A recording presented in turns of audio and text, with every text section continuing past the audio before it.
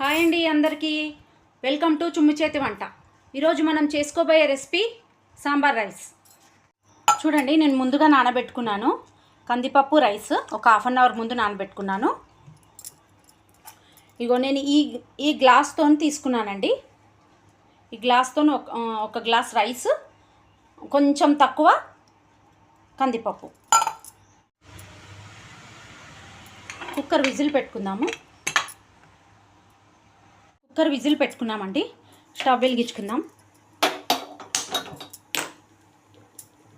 Cooker పెట్టుకుందాం. ఒక 4 whistles వచ్చే వరకు ఉంచుకుందామండి. ఇంగ్రీడియంట్స్ చూద్దాము.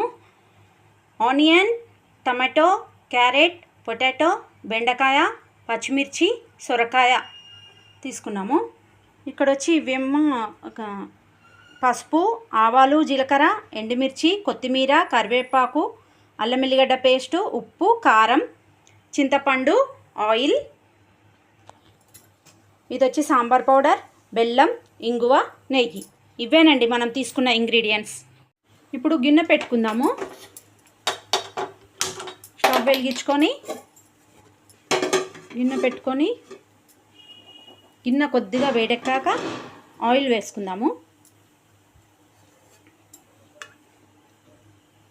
ఆయిల్ ఒక 3-4 స్పూన్స్ ఆయిల్. మన కుక్కర్ విజిల్ అయిపోయిందండి. 4 విజిల్స్ వచ్చాయి. ఇప్పుడు నెక్స్ట్ ఆవాలు, జీలకర్ర.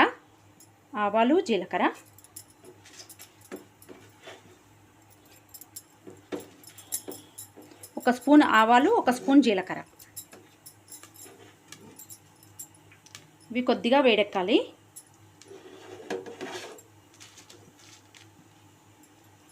ఇప్పుడు ఎండుమిర్చి, ఒక 4 ఎండుమిర్చి,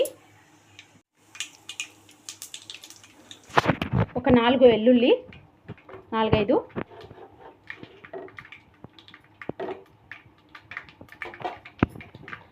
తర్వాత ఇప్పుడు మనం అన్ని వెజిటేబుల్స్ వేసుకుందాము. ఫస్ట్ ఆనియన్,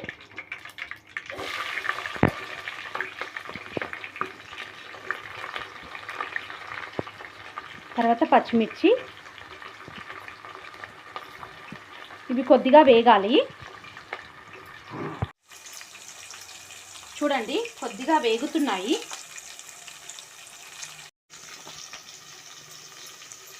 ఇప్పుడు మనం ఒకదానికొకటి అన్ని వెజిటేబుల్స్ వేసుకుందాము. సొరకాయలు సేమ్ తిరుపతిలో ఉంటుంది చూడండి ప్రసాదం, సాంబార్ రైస్ సేమ్ అదే విధంగా ఉంటుందండి. టేస్ట్ అయితే ఆసమ్ ఉంటుంది. టేస్ట్ మంచిగా వేడివేడిగా నెయ్యి వేసుకొని తినాలి, చాలా బాగుంటుంది. Next carrots.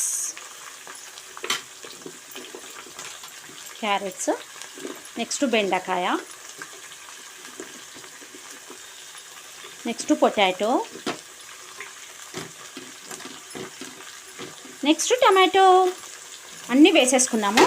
ఇప్పుడు కలుపుకోవాలి, బాగా కలుపుకోవాలి. బాగా మగ్గాలి కూడా నూనెలో. ఒక 5 మినిట్స్ బాగా మగ్గాలి. కొద్దిగా సాల్ట్ వేసుకుందాం పైనుండి, తొందరగా మగ్గుతాయి. బాగా మగ్గిపోవాలి.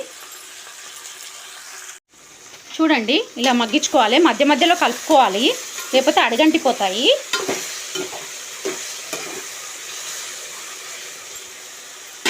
మూత పెట్టుకోవాలి. ఇంకొక 2 మినిట్స్ మగ్గించుకుందాము. మూత పెట్టుకుందాము. తర్వాత చింతపండు గుజ్జు తీసుకుందాం బాగా. చూడండి, అన్నీ మగ్గిపోయాయి. ఇప్పుడు మనము కారము, ఉప్పు, పసుపు, అల్లం ఎల్లిగడ్డ, కొత్తిమీర, కరివేపాకు అన్నీ వేసేసుకుందాం ఒకదాని ఇంకొకటి.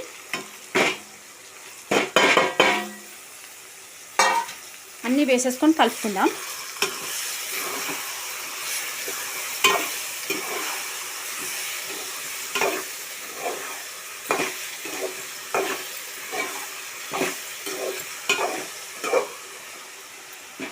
అన్నీ కలుపుకున్న తర్వాత నెక్స్ట్ ఇంగువ అండ్ సాంబార్ పౌడర్ కూడా వేసేసుకుందాం. ఇది కూడా కలుపుకుందాం.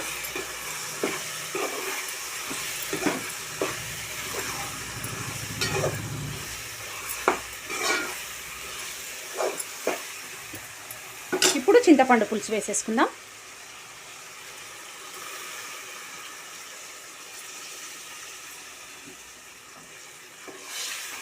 చింతపండు పులుసు వేసుకొని ఒక 2 చెంబుల వాటర్ పోసుకుందాం. చూడండి 2 చెంబుల వాటర్ పోసుకున్నాను. ఈ పచ్చలన్నీ ఇందులో ఉడకాలి, ఈ వెజిటేబుల్స్ అన్నీ ఉడకాలి, ఇందులో ఈ పులుసులో ఉడకాలి. మూత పెట్టుకుందాము ఒక 5 మినిట్స్ ఉడికే వరకు హై ఫ్లేమ్లో. చూడండి రైస్ ఉడికింది, ఎంత బాగా ఉడికిందో చూడండి. ఇట్లా స్మాష్ అయిపోవాలి రైస్ మొత్తము, ఇట్లా స్మాష్ అయిపోవాలి. అప్పటి వరకు మనం మంచి స్మాషర్తోని స్మాష్ చేసుకోవాలి మొత్తం రైస్ అంతా. చూడండి పచ్చలన్నీ ఉడికిపోయాయి. ఇప్పుడు ఇందులో కొద్దిగా బెల్లం వేసుకుందాము.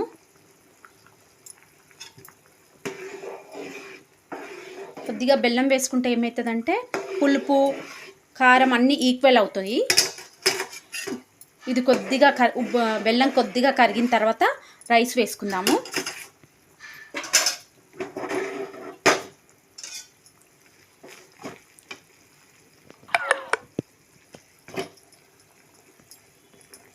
రైస్ వేసుకుందాము.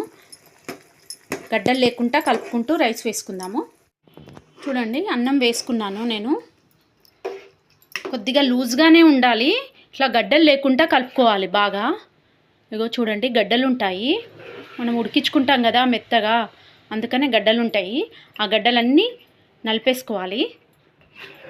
ఇట్లా లూజ్గా పెట్టుకోవాలి, ఎందుకంటే చల్లగా పడితే ఇంకొద్దిగా గట్టిగా పడిపోతుంది.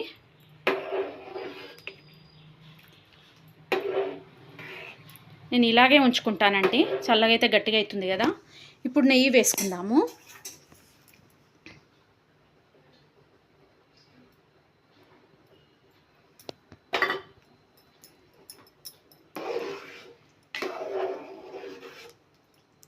ఇంతేనండి సాంబార్.